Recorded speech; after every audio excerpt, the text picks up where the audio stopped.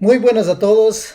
Gracias a Dios que estamos una vez más aquí transmitiendo y llevando a cabo el mensaje y el propósito de Dios que nos ha encomendado. Y queremos una vez más seguir con nuestros estudios y para eso vamos a pedirle a nuestro Dios que nos guíe y que nos ilumine y que nos dé su sabiduría. Oremos. Nuestro Dios y buen Padre, gracias te damos. En el nombre de Jesús venimos ante tu presencia, que tu Espíritu, Señor, nos guíe, que nos dé la sabiduría para poder, Señor, meditar sobre tu palabra este día. Gracias en el nombre de Jesús te lo pedimos. Amén. Nuestro tema que vamos a estar estudiando, meditando durante estos días, estas semanas, es el título El cristianismo puro. ¿Por qué decimos o por qué hemos escogido este nombre? Yo sé que muchas personas conocen y dan vuelta a la esquina. Hay muchas iglesias, pero un cristianismo puro es muy difícil de encontrar. Hay personas que aún no han llegado a tener lo que nosotros llamamos la nueva identidad en Cristo. Y nuestro anhelo es, al estudiar, al meditar sobre su palabra, usted y yo, especialmente yo, debo de entender exactamente lo que dice la palabra y lo que dice las escrituras para mí y luego, por supuesto, transmitirlo para usted. Y así podemos nosotros practicar un cristianismo puro. El mensaje que comenzamos la semana pasada, la introducción, vimos que queremos llegar a responder 3 grandes preguntas de cómo puedo yo saber del cristianismo, qué ventajas tengo por ser un cristiano y qué hay para mí, qué gano. Entonces eso es muy importante de llegar a responder y vamos a seguir usando lo que nosotros conocemos, los pasos que nosotros hemos llegado a, el ser humano por supuesto, a entender o tener más que todo la oportunidad de responder a preguntas como qué, cuándo, por qué, quién, dónde, cómo y cuánto, lo que se llama la investigación. Entonces, el cristianismo puro, de lo que habíamos visto la semana pasada sobre el apóstol Juan que saluda a su querido hermano en Cristo que se llama Gallo y le dice algo muy importante del testimonio de él, el testimonio de tu verdad. Dice, no es que haya sido la verdad de Gallo, sino que allí en el verso 3 reitera Juan y dice, es decir, de cómo andas en la verdad. Entonces, el cristianismo es andar, es la vivencia. ¿Cómo vive usted? Y nosotros ya habíamos visto anteriormente todos estos pasajes que estoy citando una vez más. Algo muy importante, el testimonio, lo que dice el testimonio, y esa es la otra palabra que es muy importante conocer. Quiere decir que es mi vivencia, cómo me ve la gente. Y para introducción me gustaría más adelante lo vamos a detallar, lo que está escrito en el capítulo 11 de Hechos. Pero nomás quiero tomar un verso que quizás es conocido para muchos y ustedes quizás no lo han conocido, pero si quieren ver el testimonio de estos cristianos, cómo fue cómo y por qué se llegó a conocer y se les llamó en el verso 26 de Hechos 11, nos dice la palabra del Señor, y sucedió que se reunieron todo un año con la iglesia y enseñaron a mucha gente. ¿Ok? Si usted quiere ver todo el testimonio más adelante, como le digo, lo vamos a volver a ver. Pero nomás quería traerlo como introducción, que el testimonio de todos estos discípulos y la gente que llegaban a conocer a Dios, que creían y recibían el Espíritu Santo, dice, y sucedió que se reunieron todo un año con la iglesia y enseñaron a mucha gente. La enseñanza es muy importante. Por eso es que lo estoy trayendo este verso a este mensaje, nuestro segundo mensaje, para que ustedes sepan que la enseñanza de la palabra del Señor es tan importante en la vida del ser humano, el que de veras quiere ser un cristiano. De otra manera, usted va a seguir la mitad aquí, la mitad allá, se quita la careta para ponerse otra, porque el lunes o el martes estoy con cierta gente o me dio gana de esto, me dio gana lo otro, y verá que va a haber una controversia en su vivencia. Por eso es que le dice Juan a Gallo, tu testimonio, cómo andas en la verdad. Y aquí los discípulos estuvieron un año con la iglesia de Antioquía, y vea lo que dice el resto del verso. Y los discípulos fueron llamados cristianos por primera vez en Antioquía. Yo he escuchado, y me perdonan los eruditos, los que se graduaron en seminario, yo sé que son muchos, que conocen y dicen, no, es que fue una forma despectiva, quiere decir que insultando a la gente. Pero yo, leyendo todo el capítulo, estaba viendo de la gente cómo ellos se manifestaban, cómo ellos se daban a conocer, y se les dio ese sobrenombre. ¿Por qué? Porque actuaban o se comportaban, hacían las cosas como lo hacía Cristo. O sea, ellos decían, Cristo dijo esto, por eso yo hago esto. Lo que ellos hablaban iba conjuntamente a la par de sus hechos.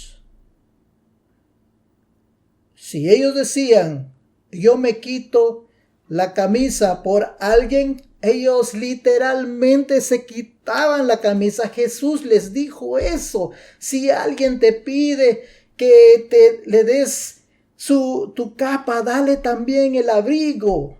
Si alguien te pide que le lleves una carga, una milla, dale dos.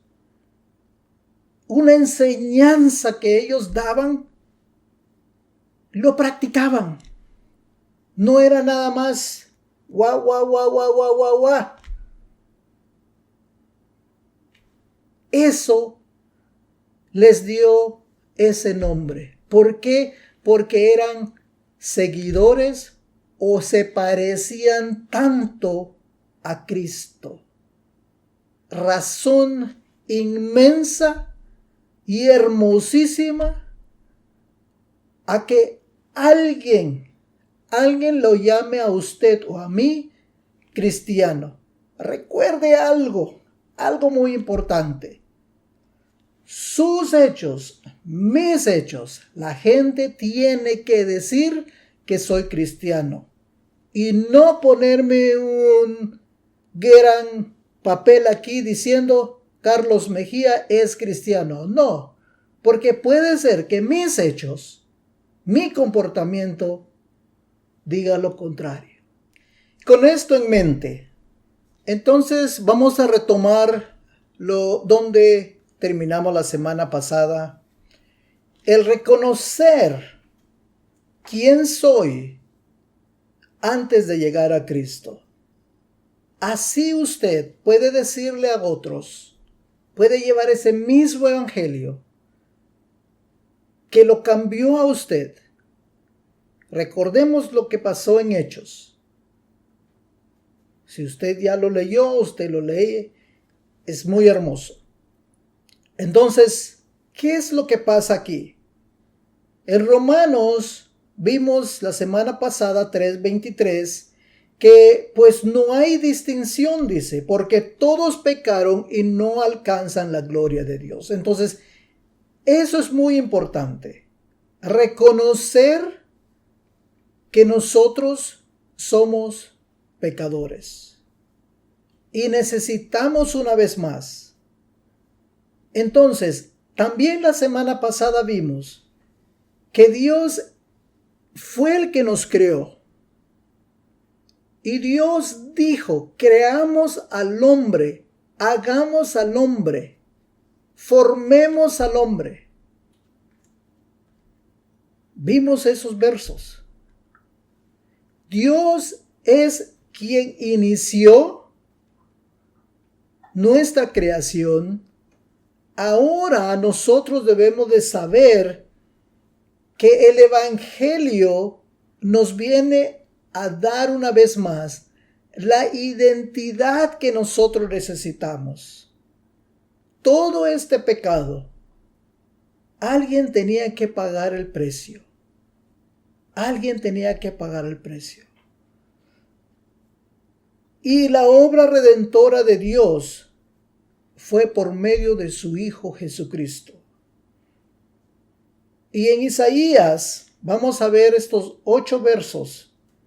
En Isaías 53 fue anunciado, fue profetizado exactamente lo que le iba a pasar a Jesús cuando iba a sufrir, ir a la cruz del Calvario por mis pecados y por los suyos. ¿Y para qué? Todo este castigo, dice. Veamos Isaías 53, 4 al 12 para que entendamos mejor lo que nos dice el profeta. Ciertamente, Él llevó nuestras enfermedades y sufrió nuestros dolores. Nosotros lo tuvimos por azotado, como herido por Dios y afligido. Pero Él fue herido por nuestras transgresiones, molido por nuestros pecados. El castigo que nos trajo paz fue sobre Él, y por sus heridas fuimos nosotros sanados. Todos nosotros nos descarriamos como ovejas, cada cual se apartó por su camino, pero el Señor cargó en Él el pecado de todos nosotros. Él fue oprimido y afligido, pero no abrió su boca. Como un cordero fue llevado al matadero, y como oveja que enmudece delante de sus esquiladores, tampoco él abrió su boca. Él fue oprimido y afligido, pero no abrió su boca. Como un cordero fue llevado al matadero, y como una oveja que enmudece delante de sus esquiladores, tampoco él abrió su boca. Por medio de la opresión y del juicio fue quitado, y respecto a su generación, ¿quién la contará? Porque él fue cortado de la tierra de los vivientes, y por la transgresión de mi pueblo fue herido. Se dispuso con los impíos su sepultura, y con los ricos estuvo en su muerte, aunque nunca hizo violencia ni hubo engaño en su boca. Con todo eso, el Señor quiso quebrantarlo y lo hirió.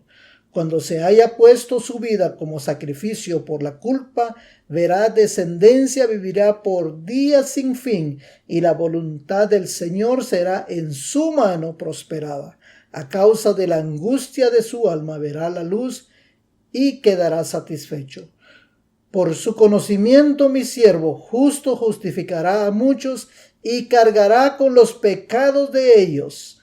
Por tanto yo le daré parte con los grandes, y con los fuertes repartirá despojos, porque derramó su vida hasta la muerte, y fue contado entre los transgresores, y habiendo él llevado el pecado de muchos, he intercedido por los transgresores. Ahora, conocemos ahora qué es lo que ya también Dios lo dispuso.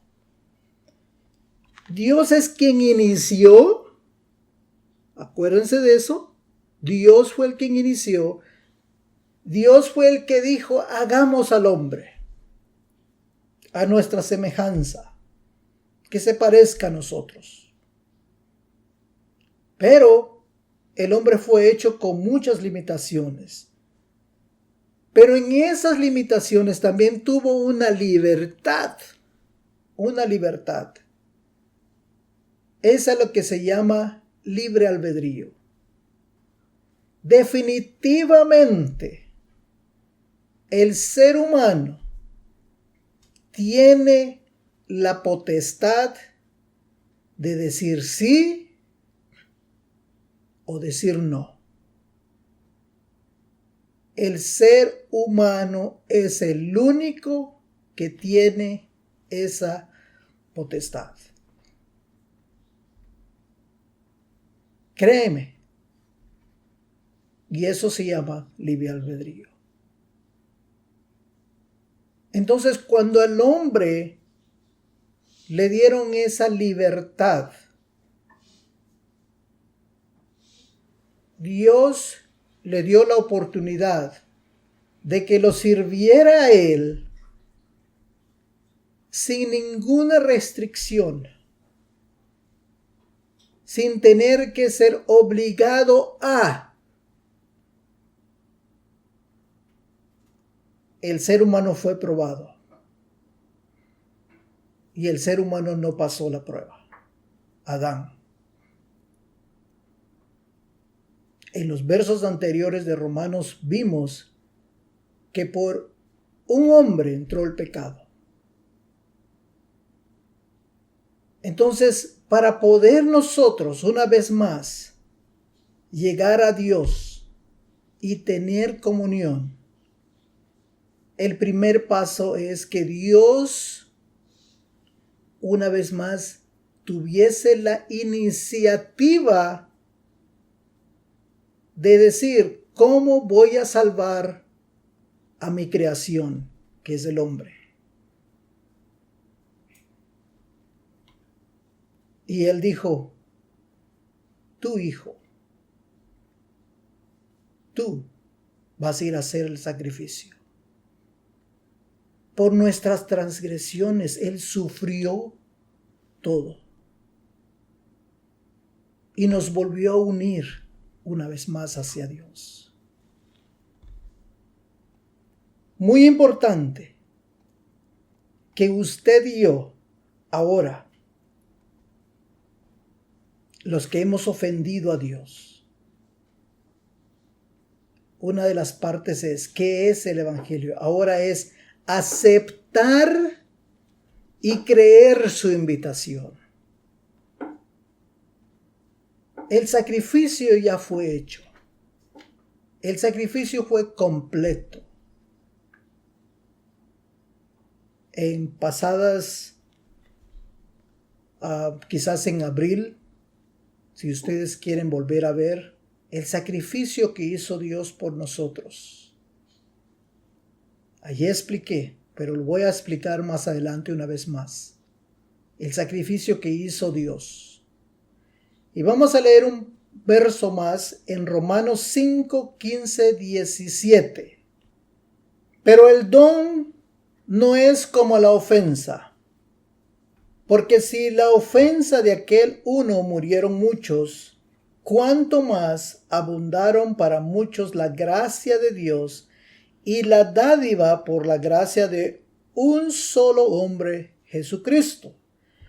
Ni tampoco es la dádiva como el pecado de aquel uno, porque el juicio a la verdad surgió de una sola ofensa para condenación, Pero la gracia surgió de muchas ofensas para justificación. Porque si por la ofensa de uno reinó la muerte, por aquel uno, cuánto más reinarán en vida los que reciben la abundancia de su gracia y la dádiva de la justicia mediante aquel uno, Jesucristo. Muchas palabritas, muchas palabras aquí que a veces se ve como un trabalenguas y se oyese como, ¿qué quiere decir eso? El hombre cometió el primer pecado, desobedecer a Dios. Desobedecer a Dios. Y de ahí comenzaron lo demás. Entró la muerte, la ofensa. Desobediencia es una ofensa a Dios. Así como conocemos nosotros que el que desobedece a su padre o a alguien es una ofensa. Así que dice, murieron muchos. ¿Qué quiso decir? Esa ofensa trajo la muerte espiritual. Por eso es que dice, muchos murieron. Muchos murieron. Desde entonces, desde el principio hasta hoy, muchos aún están muertos. Muchos aún están muertos. Entonces, lo que se explica aquí, la gracia de Dios, muy importante. ¿Por qué la gracia de Dios? La gracia es un regalo de Dios. Una vez más, Dios tomó la iniciativa y dijo, voy a hacer esto para recuperar al hombre, para que me vuelva a adorar, para que vuelva a mí.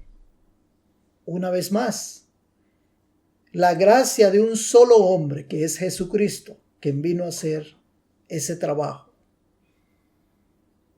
Y luego dice que todas nuestras ofensas fueron muchas. Son muchas. Entonces surgió también esa gracia para la justificación. Reinó la muerte por mucho tiempo, hasta que Jesús vino a vencer la muerte. Jesús venció la muerte. Ahora, podemos nosotros acceder a esa nueva vida en Cristo. Pero aquí está el problema. Mucha gente dice, ¿cómo voy a saber yo si yo aún no tengo entendimiento de que si soy o no soy pecador? Porque mucha gente dice, yo no le hago mal a nadie. Yo me considero una persona íntegra. Hago lo que Dios pide, pero a veces no conocen exactamente. Eso es la importancia de conocer qué es la transgresión, cuál fue esa ofensa, por qué caímos. Y por eso la dádiva, la justicia llegó. La condenación estaba para usted y para mí, sin remedio. Y la única manera que pudiésemos llegar a ser justificados es buscar a Jesucristo. Un regalo de Dios para volver a reunirnos, que ese fue el plan desde el principio. Cuando Jesús vino, anduvo en la tierra hace más de 2000 años. Mandó a sus discípulos, y algo muy importante que ustedes vamos a ver en Mateo 10:7, les dice a los que comisionó, y cuando vayan prediquen diciendo, el reino de los cielos se ha acercado. Para los que hablan inglés, para los que conocen el idioma inglés, si usted ve ese mismo verso en inglés, se traduce que está al alcance de la mano. Alcance de la mano, al alcance. Está cerca. Aquí está. Muchas personas ponen tantas, quizás, excusas. No son buenas razones, excusas.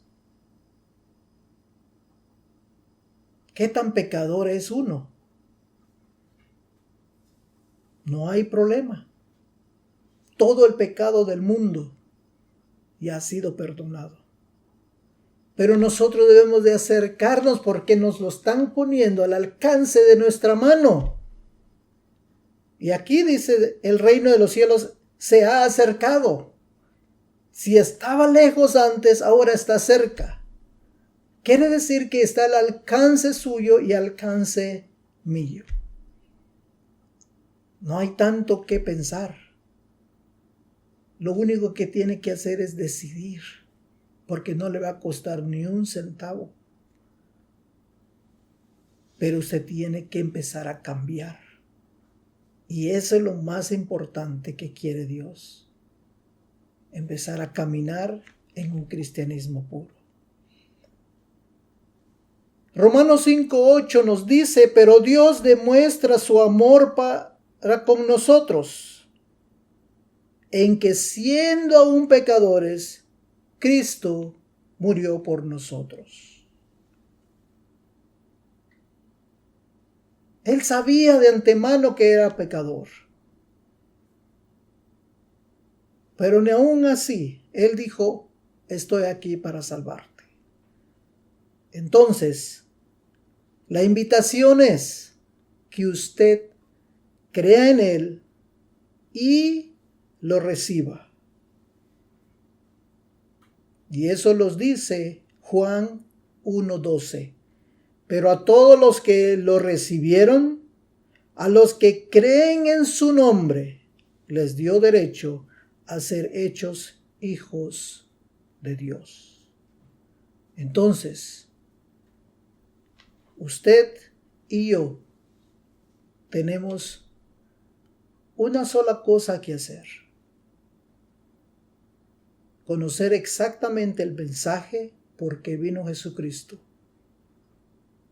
Y lo único que nos resta hacer es recibirlo en nuestros corazones y creer